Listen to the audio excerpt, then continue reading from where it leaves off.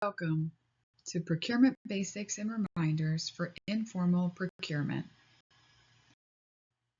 As a reminder, here are the federal procurement regulations that we must all follow when conducting federal procurement activities. If you're interested in reviewing these and other federal regulations related to school nutrition or summer nutrition programs, you can scan the QR code to review the Code of Federal Regulations online or click on any of the links in order to access that information. When any program that receives federal funds is procuring any item, we want to ensure that all vendors are on a level playing field.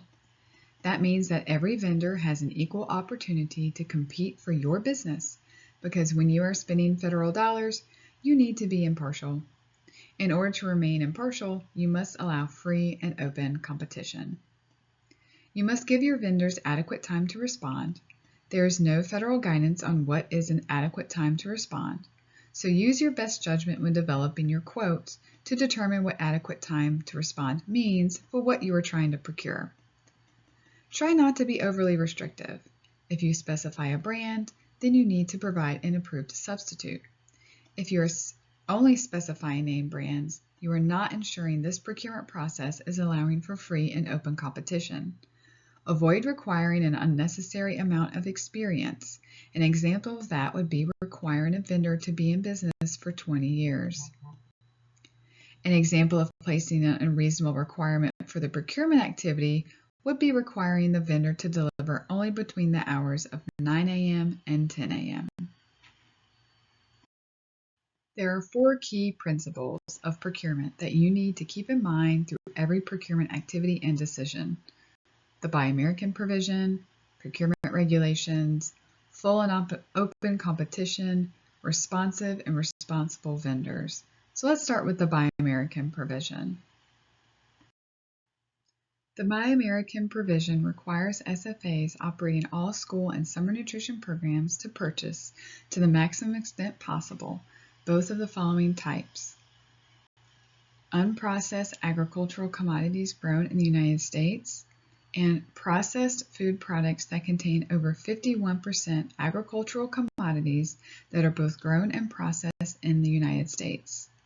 If you're writing a specification for a food item, you must include the Buy American provision in your terms and conditions. We will cover that in more detail in a few more slides. First, let's talk about micro-purchasing. The first thing you need to do is figure out if your local Board of Education has a micro-purchase threshold limit below $15,000. You will need to review your local board policies to answer that question, or reach out to your business office. If you do not have a local board policy that outlines a micro-purchase threshold, then you will use the federal micro-purchase threshold of $15,000. You can purchase items with this purchasing method if the total amount of the good or service does not exceed the micro-purchase threshold. Ensuring competition by distributing purchase transactions equitably means that if you are buying local apples, you buy them from Farmer 1 first, then Farmer 2, then Farmer 3, etc. Keep in mind, completing a small purchase quote may give you better pricing than spreading around your micro-purchases. If there are multiple places that offer equipment repair, spread those repairs around equitably to different vendors in your area.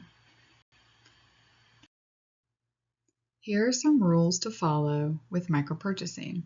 As a reminder, the total dollar amount of the purchase may not exceed the threshold you determine is appropriate for your SFA, whether that be the local board policy threshold or the federal micro-purchase threshold. You need to share the wealth and evenly award micro-purchases to responsible and responsive vendors. Per USDA, micro-purchases may be awarded without soliciting competitive price or rate quotations if the program operator considers the price to be reasonable based on research, experience, purchase history, or other information, and maintains documents to support its conclusions. You need to keep all invoices and receipts of each micro-purchase and file them with your SFA micro-purchase log as the documentation of that purchase. We recommend a new micro-purchase log every school year that runs from July 1st until June 30th of every year. When completing a small purchase procurement, you will need to follow each of these steps. Develop a draft solicitation. Contact at least 2 to 3 vendors by phone or email. Document all responses and/or requests. Compare and evaluate quotes, and monitor the final contract. To develop a solicitation, you must write the product specifications and the terms and conditions of the quote. This process ensures that all potential vendors receive the exact same information. First, let's start with developing your draft solicitation and what information would need to be included when you write a specification for food. So if you're writing a specification for food, you'll need to include the information listed on the slide. So the name of the product, description of the product, case, pack, and weight, the main ingredient or ingredients, and the minimum and maximum size and pieces if that's applicable to this specification.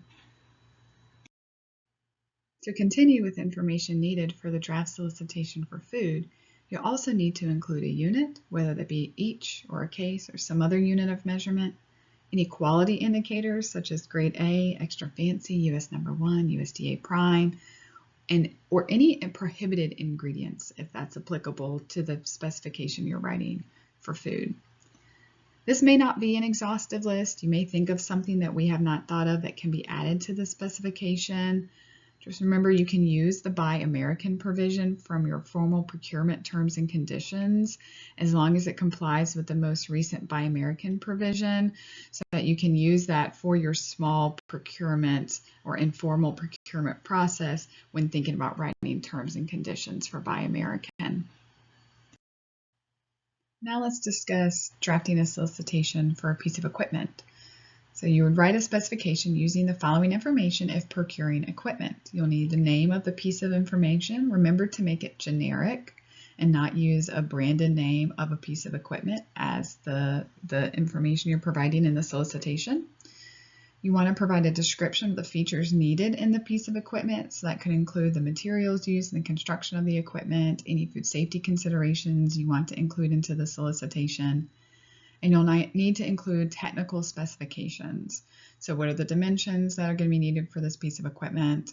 What type of certifications are necessary? What type of energy is needed? And any other technical requirements that would be helpful when procuring a piece of equipment using a small informal quote process. So same as previous slide, this may not be an exhaustive list. You may think through something that we have not thought about that can be added to an equipment specification, but this should get you started.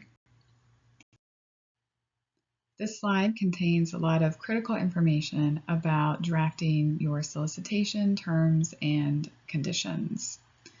After you write the specifications for the item you would like to purchase using small purchase procurement, you will then need to write the terms and conditions for the quoter to follow if they are awarded the quote. So you'll need to tell the quoter how the quote needs to be submitted, be that via email, fax, or phone, and when. You need to tell them how the quote will be awarded. So will it be awarded by lowest price by line or total price of all items in the quote, and how long the quote needs to be valid for. Any delivery requirements, so any required delivery hours, any special transportation requirements of the items that you're trying to quote. In your terms and conditions, you'll need to have the Buy American provision. Remember, you can pull that from your formal procurement terms and conditions. You'll need termination conditions for non-compliance. I would also pull that from your formal procurement terms and conditions. And if you need to have proof of liability insurance or GAP certification, then that would be included in your terms and conditions. Again, not an exhaustive list, but could serve as a blueprint for how to write these terms and conditions for these informal procurement processes. The next step in this process is to contact potential vendors. The number of potential vendors you contact should be outlined in your procurement plan. If your procurement plan states you will contact 3 vendors in your informal purchasing, then you should be contacting 3 vendors at a minimum. 3 quotes is not required, but it is best practice. And NCDPI considers a non-response as a response with documentation that the SFA reached out to the vendor. How to find potential vendors is by conducting a web search, contacting a manufacturer or broker, finding potential vendors within other departments in the district or the school, and asking fellow school nutrition administrators. If you're trying to get verbal quotes, you must read the specifications to the vendor and document the date and time the conversation took place on the document your SFA uses to document your small purchase quotes. Other information that should be documented is the vendor or company name, the contact information for the person providing the quote to the SFA, the source of the quote via telephone or email, the date, and the price that you were provided. We have identified some resources that could be helpful when you write your specifications and your solicitations. You can click on any of the hyperlinked items on the PowerPoint or use the QR code in order to find that information. These are two very brief examples of some written specifications for both food and equipment. You will need to add more details to these specifications since they are not comprehensive. The small purchase quote sheet or informal procurement log is located in the download forms in SNTS for your use. The instructions to use this document are included on the first page, that includes the example on the screen, and the blank template is on the second page of this document for use. The vendor must meet all deadlines and requests for information and be capable of executing the quote. If the vendor can meet those requirements, the vendor would be considered a responsive and responsible bidder. Being responsive means that the bidder complied with all the terms and conditions, met the deadline you provided, responded to all requests, and made sure the items quoted meet your specifications. Being a responsible bidder means you feel they are capable of performing under the contract because they have the technical expertise, management capability, and financial resources to perform the work successfully for your SFA. You want to make sure that you're comparing apples to apples, which means that you are able to compare the same usage provided by you with the same case size you specified to make sure the pricing between vendors is comparable. You will also want to add in any delivery charges from the vendor. To determine the winning vendor, remove quotes from the pool of quotes if the bidder is not responsive or responsible. Once you have compared your quotes, you will need to award the quote based on the method you indicated in your quote solicitation.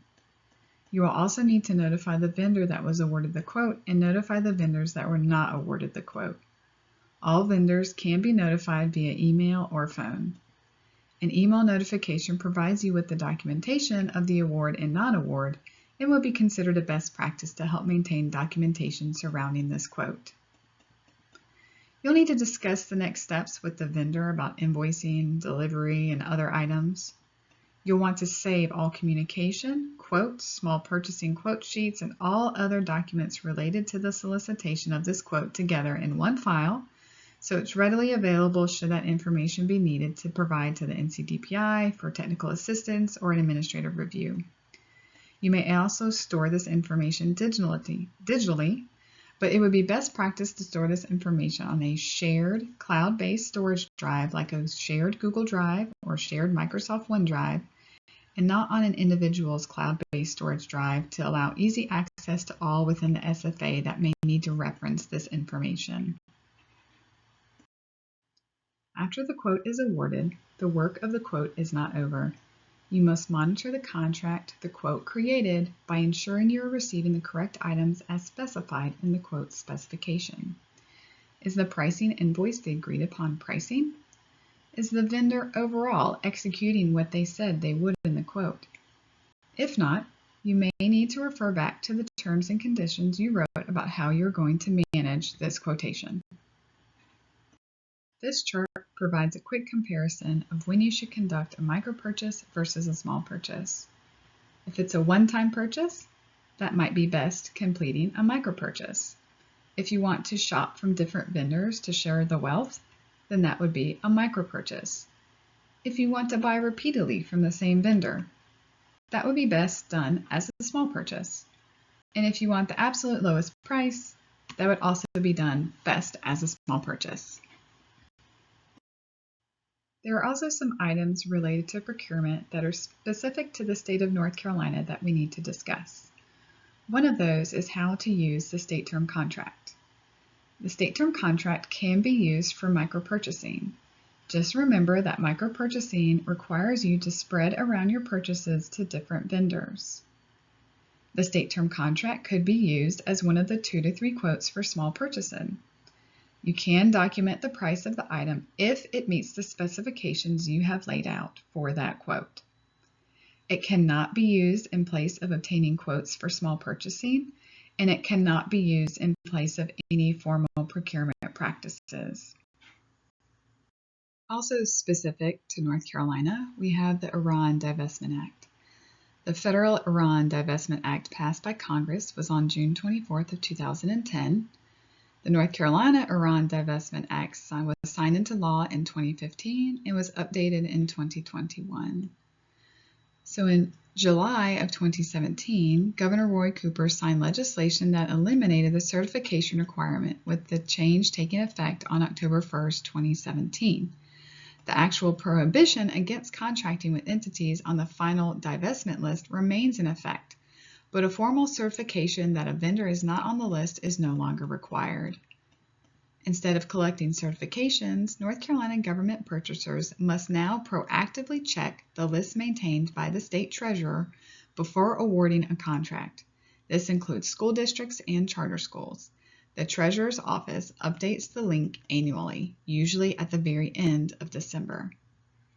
Most of the companies on the state treasurer's list are petroleum companies. So we traditionally should not have an issue with any of the companies listed on the North Carolina Iran Divestment Act, but you must check that list every single time you intend to award a contract to ensure that the person or individual organization that you're awarding the contract to is not on this list. The key question is, what do you need to do in regards to procurement related to the Iran Divestment Act? As school food authorities, you need to check the state treasurer's list before awarding a contract to ensure that a vendor is not on that list. You can access the list through the QR code or link on this slide. Retain a copy of this list of prohibited vendors from the state treasurer's website every year as documentation, and keep it with your procurement documents and contracts for easy reference. As the state agency, we must ensure you are managing the nutrition programs according to federal and state requirements, which includes the Iran Divestment Act. We will ask if you have reviewed the treasurer's list before your procurement to ensure no vendors were on the list, and ask whether you have retained a copy of the list. Remember, federal record retention requirements still apply, and you will need to retain your documentation for 3 years plus the current year, and longer if the base of the contract has been renewed for more than 3 years. Any documentation related to procurement needs to be maintained throughout the life of that procurement contract. Thank you for your time and attention to this training. If you have any questions about procurement, please contact your service area consultant.